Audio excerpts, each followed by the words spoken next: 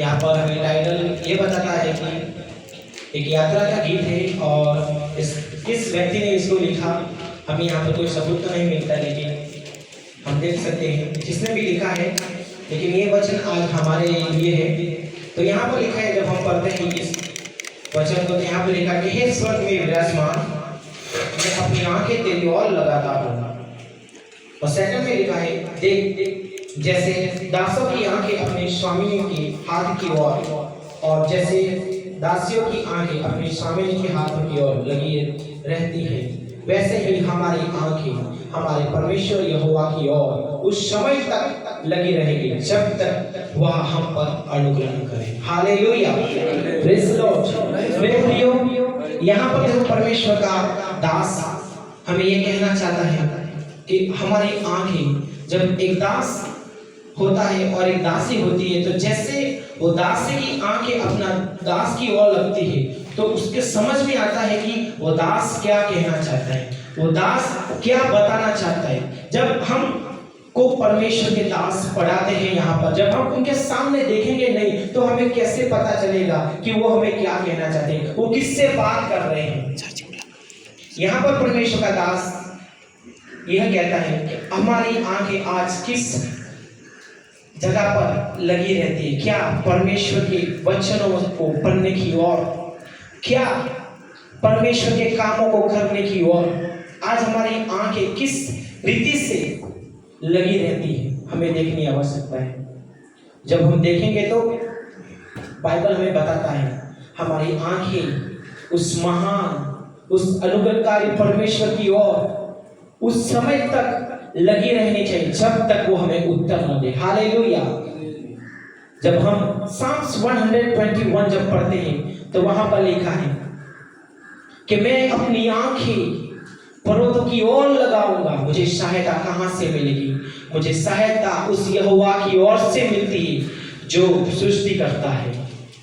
Hallelujah, praise Lord. जब हम हमारी आंखें उस परमेश्वर की दास ने जैसे कहा है परमेश्वर की ओर लगाएंगे, तो हमें सहायता उसकी ओर से हमें मिलेगा। हम देख सकते हैं कि जब एक दासी होती है, वो काम करने के लिए जाती है, लेकिन उसका दास कहता है कि बेटा तू ये काम कर, बेटा तू ये काम कर, लेकिन जब तक वो अपनी आंखों को उस दास की आंखों की ओर नहीं लगाएगी, वो कैसे समझ पाएगी कि वो हमें क्या कहना चाहता है, वो हमें कौन सा काम दे रहा है। वैसे ही मेरे प्रियो, जब हम हमारी आंखों उस परमेश्वर की ओर नहीं लगाएंगे, तो हमें कैसे पता चलेगा हमारा जीवन में परमेश्वर की योजना क्या है, हमारे जीवन में परमेश्वर हमें किस रीति से कहां पर हमें ले जाना चाहता है, किस रीति से हमें परमेश्वर उपयोग करना चाहता है, किस जगह पर हमको परमेश्वर कहता है कि तू इस व्यक्ति के लिए प्रार्थना कर। हम जब हमारी आंखें उस महान परमेश्वर की ओर नहीं लगाएंगे, तो हम उसकी ओर नहीं देखेंगे, तो हमें कैसे पता चलेगा कि हम इस काम को करना है, हमें किस रीति से परमेश्वर की उपस्थिति में बढ़ना है। मेरे प्रियो, जब एक किसान खेती करने के लिए जाता है, तो वो आंख को बंद करके वो कहीं पे बीज नहीं डालता है, वो अपनी आंखों को उठा खोल के उसको ओपन करके वो बीज डालता है जहां पर उसको डालना चाहिए। अगर वो आंख बंद करके वो बीज को डालेगा, यहां वहां फैल जाएगा, उसके बाद उसका जो पार्ट होता है वो अच्छी तरह से फूलेगा नहीं, वो अच्छी तरह से उसके अंदर जो हरियाली आनी चाहिए वो हरियाली नहीं आएगा। मेरे प्रियो, वैसे हमारा जीवन में परमेश्वर उसके वचनों को, उसकी महिमा को, उसके सामर्थ्य को हमारे अंदर वो उंडेलना चाहता है। जब वो उंडेलेगा, जब हम हमारी आंखों को उस महान पर्वत की ओर लगाएंगे, उस महान व्यक्ति की ओर हम लगाएंगे और उससे कहेंगे हम पर अनुग्रह कर, जब तक आपकी कृपा दृष्टि ना हो। हम कैसे उस कृपा दृष्टि को महसूस करने पाएंगे? जब हम उसके साथ हमारी आंखों को लगाएंगे, वो हमें बात करेगा, वो हमें कहेगा ये है मेरा वर्क, ये है मेरा काम।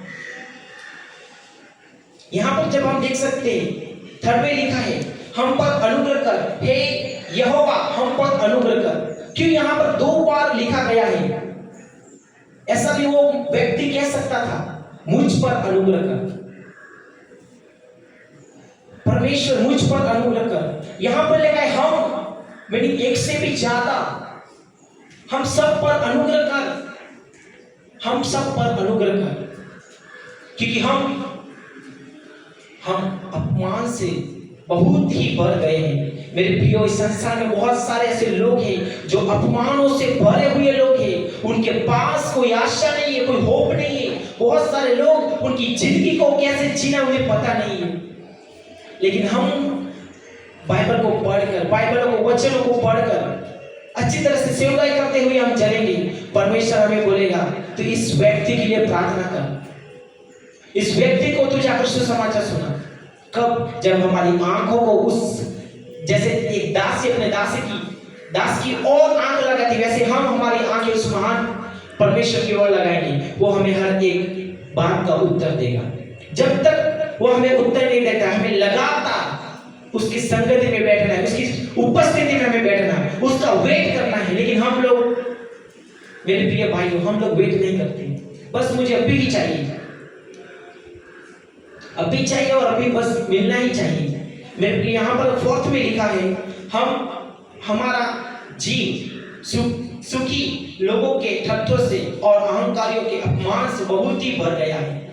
मेरे प्रियो, यहाँ पर देखो परमेश्वर का वचन कहता है, बहुत सारे लोग हैं ऐसे जो हमें अपमानित करते हैं, जो हमें तुच्छ जानते हैं। लेकिन प्रिय, हमारे जीवनों में हम देखेंगे उस तुच्छ व्यक्ति को ही परमेश्वर ने खड़ा किया है, उस तुच्छ व्यक्ति को ही परमेश्वर ने सेवकाई के लिए भेजा है। हम सब लोग देख सकते हैं, बाइबल में भी बहुत जगह पर लिखा है, कोई भी ऐसा धनी व्यक्ति नहीं था जिसको परमेश्वर ने उठाया। सारे गरीब लोग व्यक्ति थे, जिनको कोई आशा नहीं थी, जिनको कोई होप नहीं था, उस व्यक्ति को परमेश्वर ने उठाया है। वैसे ही परमेश्वर हमको भी उठाएगा जब हम हमारी आंखें उस दास की तरफ परमेश्वर की ओर लगाएंगे, उस दासी की तरफ परमेश्वर की ओर लगाएंगे। यहां पर परमेश्वर का वचन कहता है, हम आज किस काम के लिए हमारी आंखों को हम इस्तेमाल करते हैं? क्या उस परमेश्वर के वचनों को बताने के लिए, क्या उस परमेश्वर के कार्य को करने के लिए, क्या उस परमेश्वर के वचनों को पढ़ने के लिए, या परमेश्वर से साथ बैठकर प्रार्थना करने के लिए? हमारी आंखें अगर उस जगह पर नहीं है जिस परमेश्वर ने हमें कहा है हमें लगानी चाहिए, अगर उस जगह पर हमारी आंखें नहीं है तो हमें अपने आप को उसके हाथ में देने की आवश्यकता है। प्रभु, आप जिस रीति से मुझे बनाना चाहें, जिस रीति से परमेश्वर आप मुझे इस्तेमाल करना चाहें, आप मुझे इस्तेमाल कीजिए, ताकि मैं प्रभु मेरी आंखों को जो मुझे दिया है प्रभु, उस आंखों को कभी मैं नष्ट करने ना पाऊं, उस आंखों को कभी मैं बुराई की ओर लेकर ना जाने वाला बने पाऊं। जब हम वचन को पढ़ेंगे, हे स्वर्ग में विराजमान, मैं अपनी आंखें तेरी ओर लगाता हूं।